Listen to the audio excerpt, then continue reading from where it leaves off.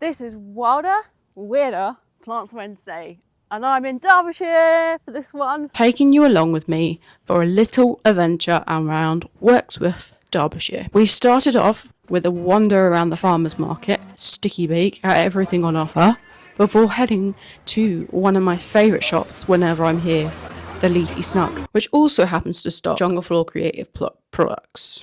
First things first, coffee. But obviously I couldn't go Leafy Snug and just come out with the coffee.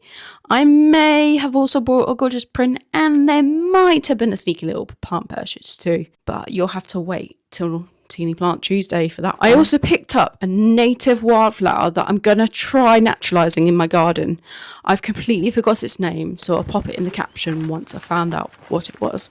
Then it was time to head off on our walk towards Black Rocks.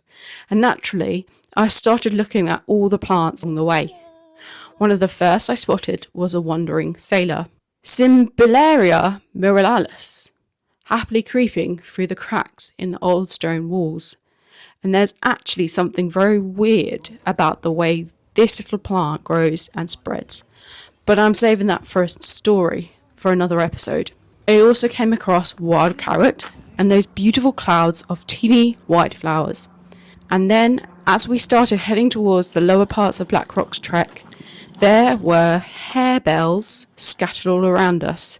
These delicate little flowers are Campanula rotiflora, and interestingly, in Scotland, they're traditionally known as bluebells. It also has some wonderful folklore surrounding them, involving fairies, witches, and even a little bit of bad luck. But again, we're going to save that rabbit hole.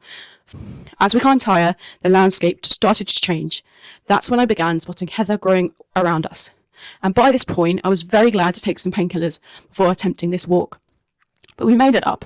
And between the views, the heather, and all the little wild plants we discovered along the way, it was definitely worth the climb.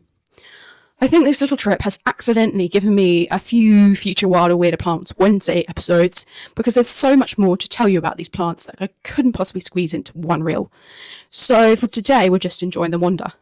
And after making our way back down, there was one final very important stop, the Feather Star, because all that extremely serious botanical research and climbing, I think I'd earned a pint of Wipeout.